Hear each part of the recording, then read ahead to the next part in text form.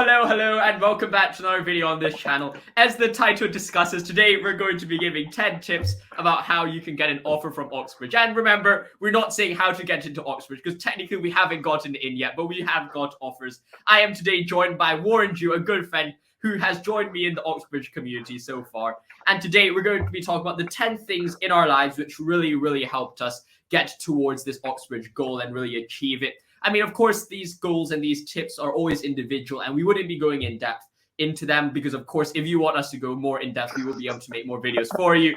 But before we get into it, Warren Jew, how are you? And how do you feel after you've gotten into Oxbridge? I'm feeling great. It's a great relief. I don't think I have this elevated ecstasy for very long, but it's just like there's a big, all the tension has been relieved, and now I think I'm back to my normal self after the great anticipation. Would you perhaps compare this to the feeling of when you're carrying a rock up a hill, perhaps, but then at the end of the day, you feel the tension being released in the end, even though you don't really feel it in the beginning? That's actually the expression I wanted to use, but it was in Chinese. So in Chinese, you would describe this release of tension as the falling down of a rock, and I think it's exactly the same. It's almost like the tension of let's say you text your crush. I don't know, not text. You just tell your crush something. It's like you ask out your crush, and it's in the gap between you asking your crush out and them responding. I think that's a tension that has been plaguing me. I'm not sure whether you feel the same thing when waiting for the offers. Yes, I definitely think that there was a similar experience, and perhaps we could talk more about this experience in more depth in another video, because that's not really what we're trying to talk about here. But there definitely was that feeling where it doesn't really sit on you until the last day when you realize it actually was on you the entire time, and then it releases when you get the offer back. Now let's start getting into this video and start off with a tip. We basically have 10 tips we put together. Warren Jew has caught with 5. I've got with 5. And my first tip is to aim to get into Oxbridge. And you might say it's quite crazy. What do you mean aim to get into Oxbridge? But it really just means if you are going to apply to Oxbridge, if you want to get in, set that as your standard, set that as your goal. Not to say, well, that is the only meaning for my life for the next few years, because if you get rejected, you're going to be really sad, of course. But rather to say, aspire to get into Oxbridge, because I think that if you don't enter that mentality to say, I have to aim towards that certain level, you will not reach there in the long term. Mm-hmm. Yeah, I totally agree. And I think we can make a nice distinction. And as you know, since I'm a philosophy student, I love making distinctions between wanting something and willing something. When I think when Josh says that you should aim to get into Oxbridge, what he's saying is you have to will to get into Oxbridge rather than just wanting it in this almost ironical way, right? We all like to say, oh, I'm just trying to get into Oxbridge, but of course I won't be so good. It's fine if I don't really try. Oh, if it's fine that I haven't got in because I've actually now tried and put my heart into it. And we're always almost giving us a safety net behind of saying, well, I shouldn't try my best. So if I really fail, my entire existence is not invalidated. But rather, I think one should, as Josh said, aim and really will to try one's best to get into Oxbridge. And I think there's also another part maybe of just whilst you're waiting for the results, you can also think about plan B. So as well as aiming towards getting into Oxbridge, also thinking about what you would do if you fail, because that's also a probability. No one can say that they can get in 100%. I think that what you say is definitely very helpful, and that thing of the probability is also very good. And it's one of those things where you think about, well, why am I applying to Oxbridge or maybe Princeton or Yale in the US equivalent, which my dear friend got deferred from, unfortunately. But essentially, it is the idea that, well, why are you applying to Princeton? Are you applying to it just because, oh, I may as well apply to that school, or do I really want or will to get into that school? And if you're just applying it for the sake of getting in, then you really have to question your kind of commitment to really getting in, and that would definitely, if you're thinking, well, I'm going to do it for the sake of, I may as well put it on the top of my UCAS, perhaps, that kind of extra, I'm going to do it for the sake of doing it, is going to create a psychological hindrance for yourself. So you have to first commit to it, and will to it, and of course think about that second choice, and which you should put in your UCAS, like just in case you don't get in, maybe like a St. Andrews or a Durham or maybe even an Imperial, or which are very reputable universities as well. So you definitely have to have that balance as well, like what Warren said. Well, I think that's a great segue to my second tip, my first tip, our collectively second tip, which is choose a subject you love. As in, when I think that the biggest barrier to getting into Oxford is not really sort of how smart you are or how naturally talented you are at something, but rather just how much time you're spending with the subject to really internalize it and allow it to become part of you. And if you don't really choose a subject you love, then you won't have a chance. You won't want to spend so much time with it, and you won't be able to gain so much proficiency in the subject. And I think there's also another thing about choosing a subject you love. That is, it's never too late. Of course, there's a time where if you're starting maybe 2-3 months before the actual interview, then it really is too late. But if, let's say, you have a year's period, I think that's almost enough. If you have a subject that you really love, to get acquainted with it to a sufficient degree in order to get into Oxbridge. But of course, what I mean is maybe you really love a subject and you spend maybe 10 hours a day doing it. In a year, you'll get a long way, and you'll be able to be prepared for Oxford. So choose a subject you love and do it. And this actually leads to our third tip. Yes, that does indeed. I was about to say that leads exactly to my third or my second idea, which is aim single-mindedly at the subject that you enjoy. And I was discussing with a friend in school the other day, and we were talking about this idea. There's book smart, and then there's talent, or maybe not even just talent, because I don't really believe in this entire talent defines who you are kind of thing. But there's book smart and smart, yeah, if that's how you want to call it. You all know the people who could sit an exam, get like full marks for each of them, but are they really, really smart on the next level? Do they really delve into their topic further? Well, not necessarily. You have to really think about, well, if you love a certain topic, are you really pursuing it? Are you really working hard at it? Is that what you're trying to work towards? And if you could look at kind of my development, you could look at Warren's as well. I'm sure he could tell you the same thing, is that, well, we both love what we're studying. We both love philosophy and theology. We try to live and breathe it, try to embody it to our lives, what we think we try to put into our lives. I mean, Warren Drew, he could tell you a bit about it later, although I'll probably get him on for another video to talk about how he starved himself for 3 days just to embody his inquiry about fasting. So there definitely is an idea that once you set your mind on a target, you really have to go for it. And this ties into perhaps my previous video where I talked about you have to aim for the highest ideal. You shouldn't just say, well, oh, my ideal is here, my goal is here, but it's not really something I'm kind of fully certain about. If you're going to do something, be certain about what you're doing and use that certainty as the guide for you to get to a certain area. Yes, I completely agree. And when you're talking about pursuing an ideal, there is a natural fear associated with it, because what is awe-inspiring and what is sublime also comes with it a certain fear, and it is this fear that makes it sublime. But what one needs to do rather, is to overcome the fear of failure and really pursue single-mindedly at it, as we said before. And I think this links perfectly to our fourth tip, which is pursue your passion beyond the curriculum. As Josh said, there's the distinction between book smart and really smart. And well, we have our school, we have 20-30 pupils applying to Oxbridge. All of them get full marks, get, I guess, the highest grade for their predicted grades. And a lot of them didn't get in. Why? I think there's a certain fixation on remembering every single fact, no matter how trivial it is, for the exam. And one does it at the expense of really developing one's intellectual capability, which is really what Oxbridge interviews are testing you. They don't care if you know an esoteric fact about Descartes' metaphysics. What they want you to be is someone who can think independently, and to do so, I think you really have to pursue beyond the curriculum rather than just constrict yourself in a realm of facts.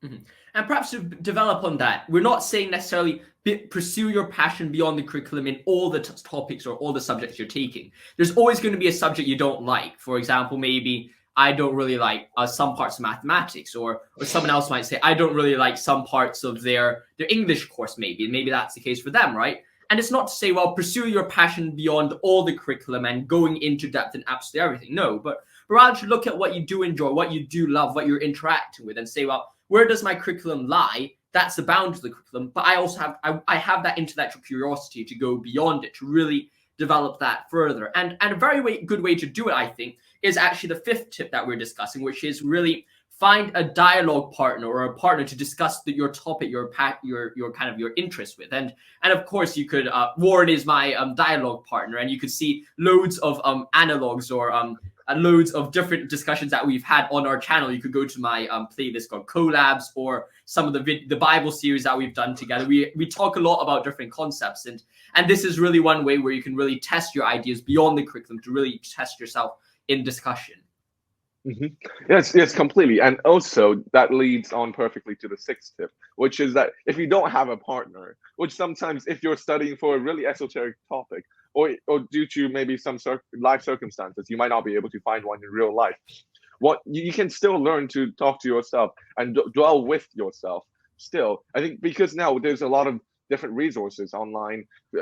There's tons of YouTube channels about all kinds of things, and as we said before, to aim single-mindedly at that thing, what I guess one can do is, even if you don't have a dialogue partner, you can find different YouTube videos and watch it, immerse in it, listen to podcasts when you're walking. And what I find most helpful about this, and I think it is doing this that mimics a dialogue, is sometimes after listening to a certain concept, pause the video, pause the podcast, or just put your book down for a bit and just think through the concept. Think about how you're going to explain it to someone else, how you're going to explain it to yourself.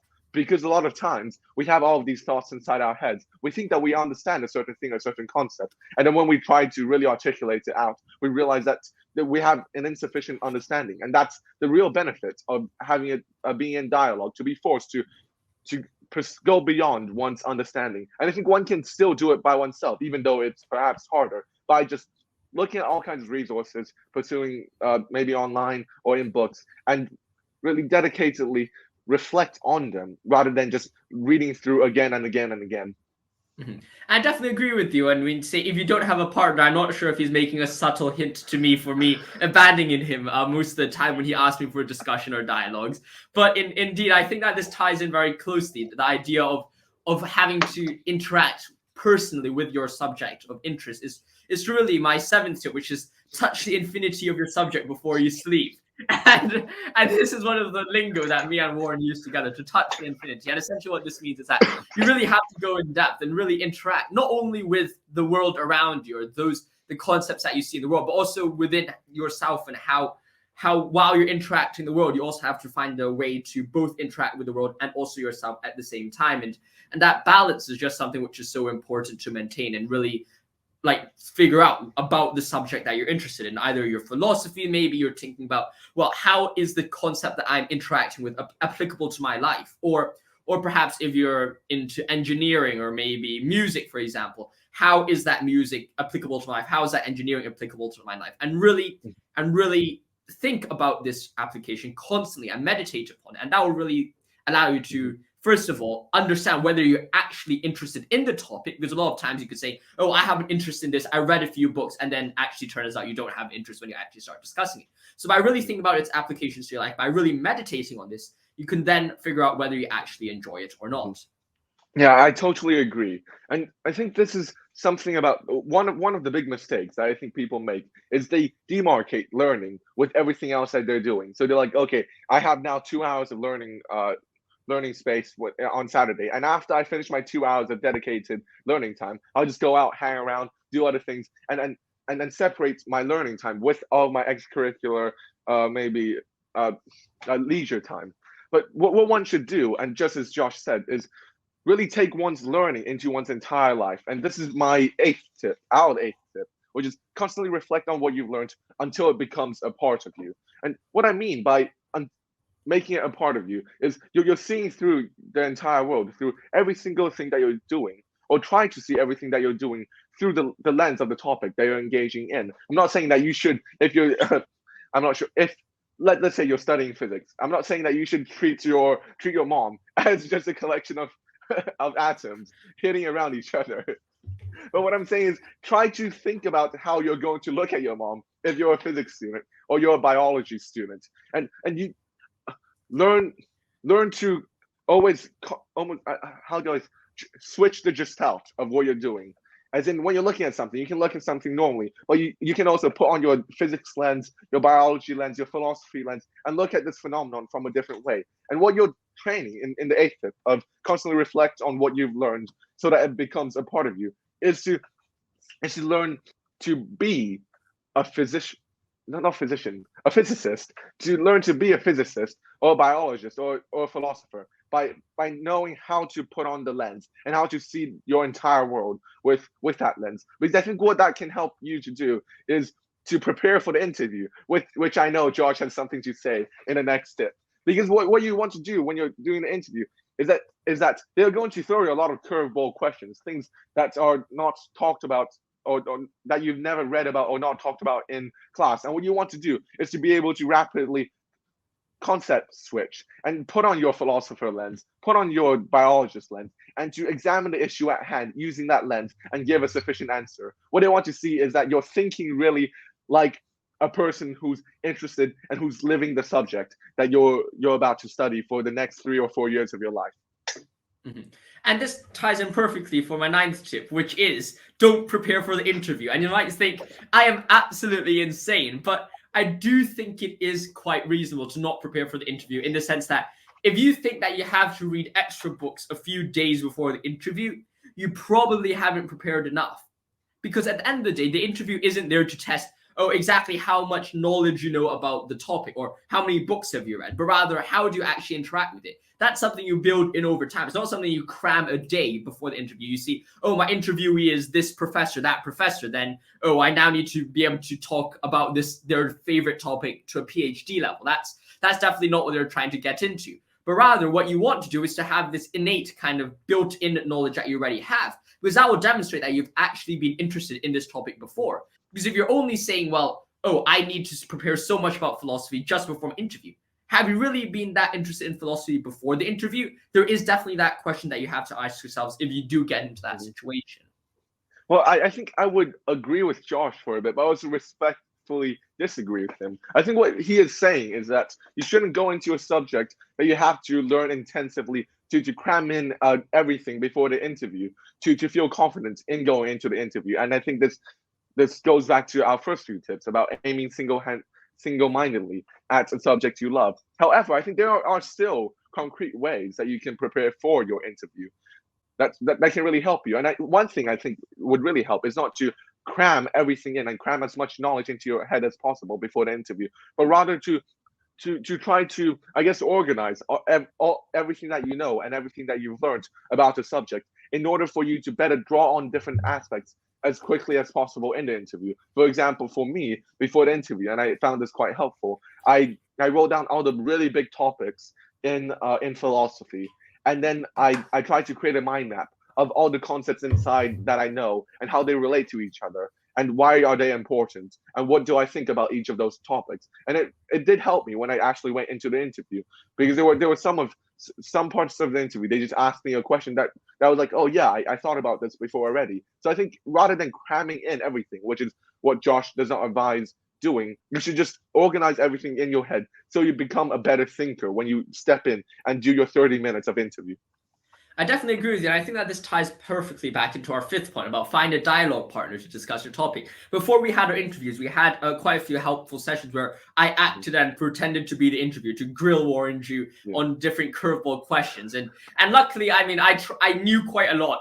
I wouldn't say a lot, but I knew sufficiently about the different topics that some of those interviewers were interested in. So I specifically asked that Warren Jew about those questions. But definitely you want to find someone who's willing to interact with you, grill you for the interview, push you really hard, such that maybe when it comes to the interview, you're either already used to those questioning or at least you're used to that kind of dialogue or discussion mentality. Because I think a lot of times it's very easy for people to be able to be very smart in their certain areas, but not able to actually discuss it with others. For example, on our prefect team situations, lots of times we are very bright people. Everyone's getting predicted A stars, or at least most people are predicted A stars or like A's and A stars. So we have a very smart prefect team. The only problem is that they can't, for some reason, be able to disagree respectfully with each other. They keep on insulting each other, shouting at each other. And you look at the situation and you're like, well, these people are meant to be pretty smart. So then, I think that illustrates perfectly. It's like you could be all that smart, you can have all the preparation, but if you're not used to the situations where you're sometimes uncomfortable in, or you feel a bit out of your comfort zone, you're not going to be able to perform at your best. And it's just so important to be able to prepare in the long way for just those dialogues in general. And it will probably help you very much strongly in life as well. Well, I think that's a great place to end. That was a wonderful monologue. Josh, you want to cue the outro? Indeed, I normally do the outro here because Warren Jew is quite inconsistent when it comes to outros or intros for that matter. But to conclude, I hope you enjoyed this video. If you enjoyed this video, make sure to like and subscribe. Stay safe, my friends. I'll see you in the next one. Thank you for watching. If you want more ideas, let me know in the comments below. Stay safe. I'll see you in the next one. Thank you for watching.